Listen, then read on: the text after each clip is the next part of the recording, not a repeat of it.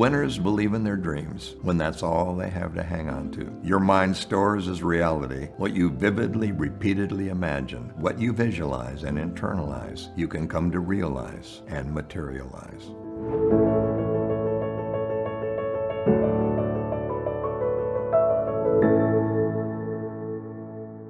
Napoleon once said, "Imagination rules the world." And Einstein believed that imagination is more important than knowledge, for knowledge is limited to all we now know and understand, while imagination embraces the entire world and all there will ever be to know and understand. The human being, with no pre-recorded computer program as a life guide, is blessed with a creative imagination. And this is why healthy role models and positive support superimposed upon strong moral values are so important. Since we're not predestined as members of a wandering herd, victimized and imprisoned within a fixed environment, we need dreams and images, maps and charts to guide us. In successful individuals, these maps and charts are called role models and values. In unsuccessful individuals, they're more like walls and ceilings. First through our senses during early development, and then through language and observation,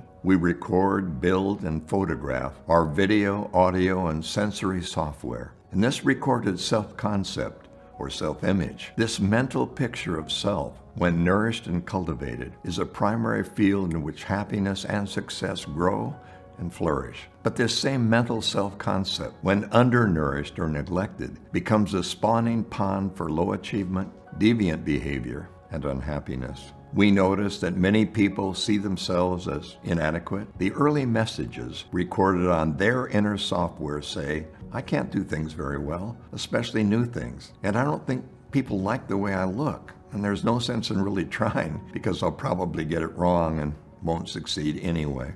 These are the surprisingly large numbers of individuals in this abundant society who have the most difficulty learning and advancing and who are problems to themselves and others. Recently, I met a psychologist who gave an intelligence test to a 12-year-old boy, and part of the test consisted of putting pieces of a jigsaw puzzle together. He tried it, but quickly gave up in frustration, saying, "I can't do it. It's too hard." You see, his self-image told him that if something looks like a test and you have difficulty with it, then you give up.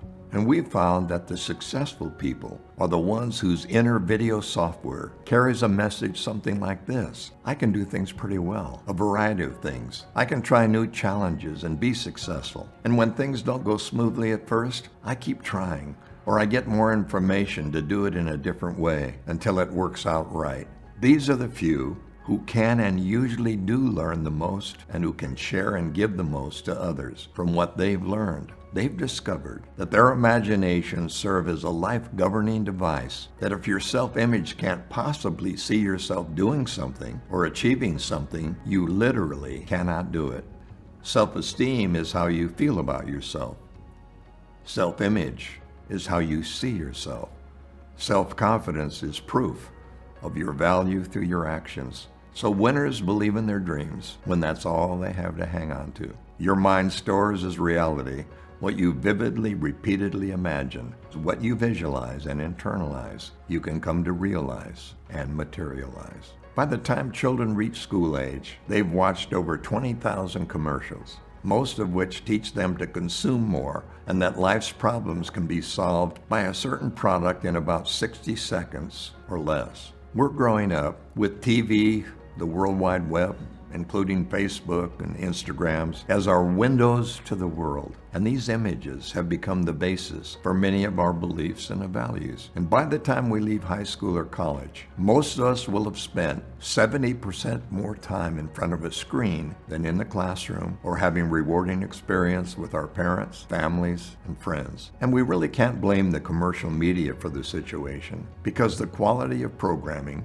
is only a reflection of the character of our families in today's social scene. However, with bottom-line profit driving creative programming, it's no wonder that life imitates fashion, and fashion is created by those who profit by selling it. So let's remember, if a 60-second commercial by repeated viewing can sell us a product, then isn't it possible for a 60-minute fantasy reality show by repeated viewing to sell us a lifestyle? Studies conducted by a Stanford University research team have revealed that what we watch has a major effect on our imaginations and our learning patterns and our behaviors. So first we're exposed to new behaviors and characters, and next we learn to acquire these new behaviors, and the last and most crucial step is that we adopt these behaviors as our own. So one of the most critical aspects of human development that we need to understand is the influence of repeated viewing and repeated verbalizing in shaping our future. The information goes in harmlessly, almost unnoticed on a daily basis, but we don't react to it until later, when we aren't able to realize the basis for our reactions. In other words, our values are being formed without any conscious awareness on our part of what's happening. Modeling is a potent learning tool that goes far beyond simple imitation. Imitation or simulation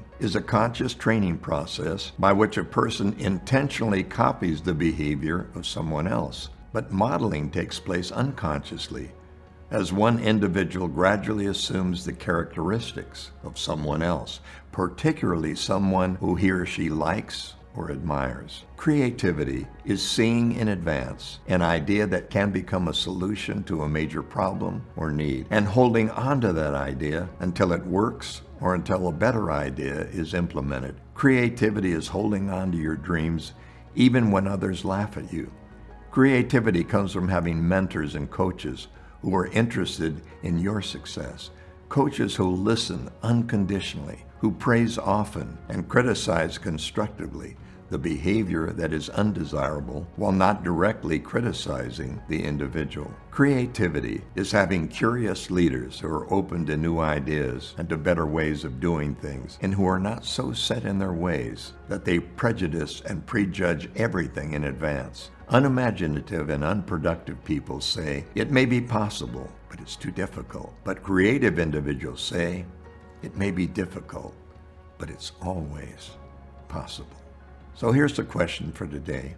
What are you imagining for yourself today for the remainder of this year and next year? Think about it. And here's today's action. Take 5 minutes and close your eyes and picture the house or apartment where you spent most of your childhood. And then close your eyes and picture for 5 minutes where you'll be living 10 years from today. And I'll see you next time, so thanks for watching.